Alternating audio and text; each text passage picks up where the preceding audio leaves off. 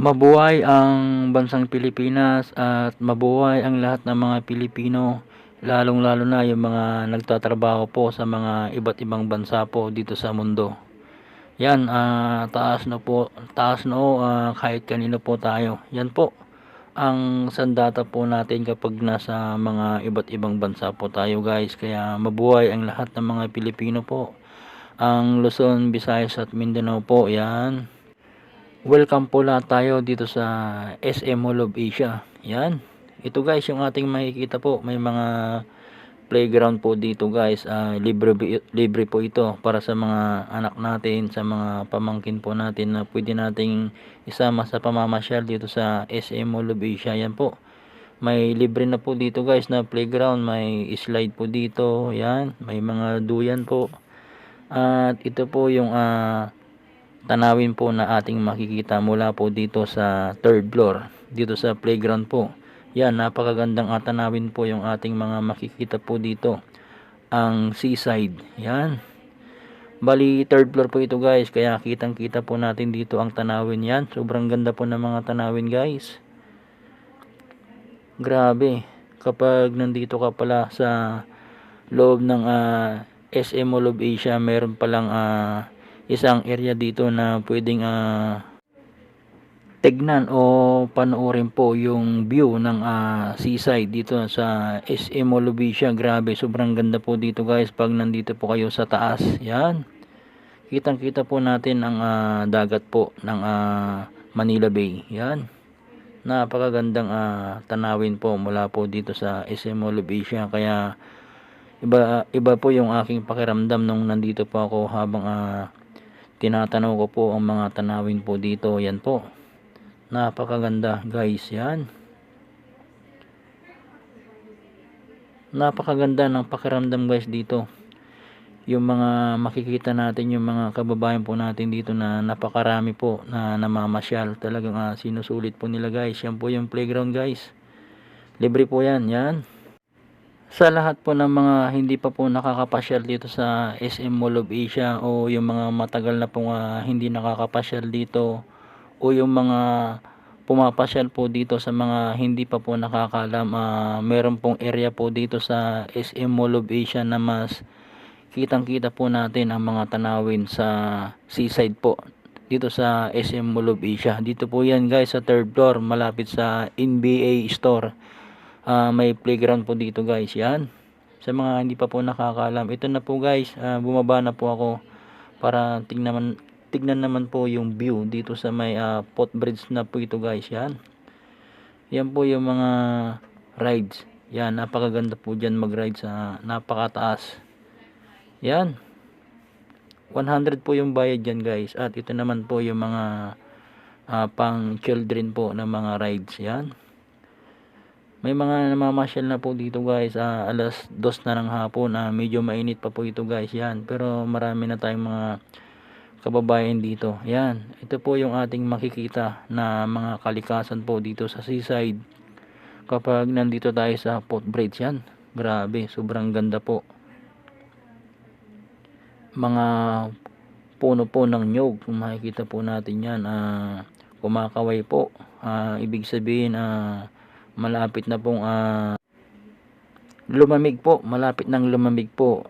Ayan, at yung mga kababayan po natin na nasa loob po ng SM Mall of Asia, ito po yung hinihintay po nila, yung lumamig na po yung seaside para po makapasyal na po sila dito guys. Yan, kaya konti pa lang po yung tao, pero mamaya po dito guys sobrang dami na po dahil mainit pa po at hinihintay lang nila na lumamig kaunti. Yan, yan po yung mga punong ng nyug guys. Grabe, ang ganda po ng mga tanawin talaga dito.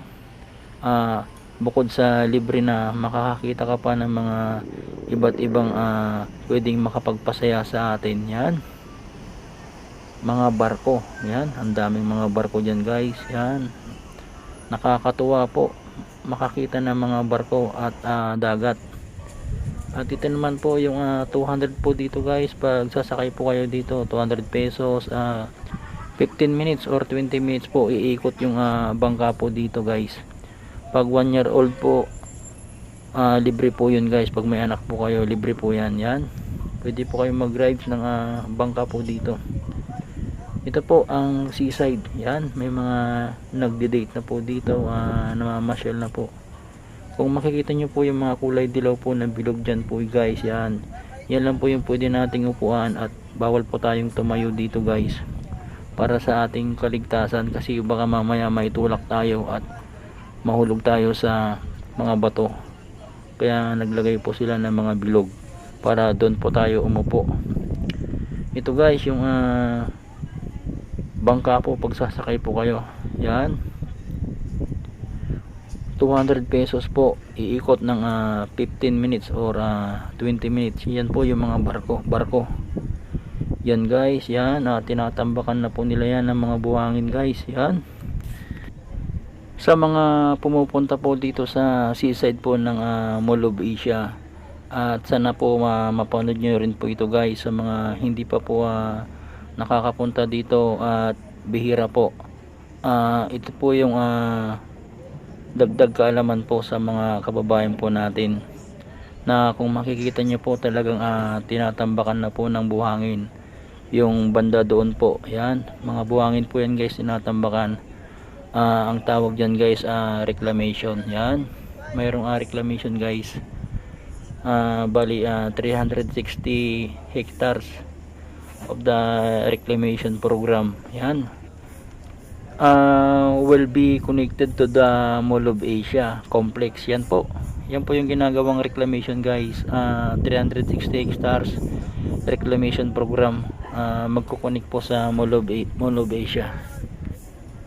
At saka which is also a land reclaim project that was turned into a vibrant business. Ang ibig pong sabihin, pagsasayos po ng lupa, pag-arrange po para sa gagawing business district featuring world class malls. Yan po, class malls daw ang gagawin dito guys. Mga opisina, mga residence, yan po, mga condominium, opisina, entertainment arenas.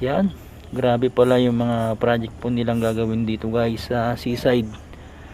5-star hotel, gagawa din sila ng 5-star hotel dito guys. At saka yung convention center, kaya marami po silang gagawin dito. Kaya siguro 10 years from now, marami na po tayong makikita ng mga pagbabago po dito sa Pilipinas. At ang mga rides po dito, pwede na pong mawala ito siguro kapag matapos nila itong project po nila dito sa reclamation ng magkukunik dito sa SM Mall of Asia. 10 years from now guys, siguro wala nang mga ito guys. Yung mga ride na nag-i-enjoy ang mga kapwa nating Pilipino. Parang nakakalungkot naman kung iisipin, kasi after 10 years, kung matapos po nila yung reclamation project po nila, mawawala na po itong pinapasyalan po natin dito.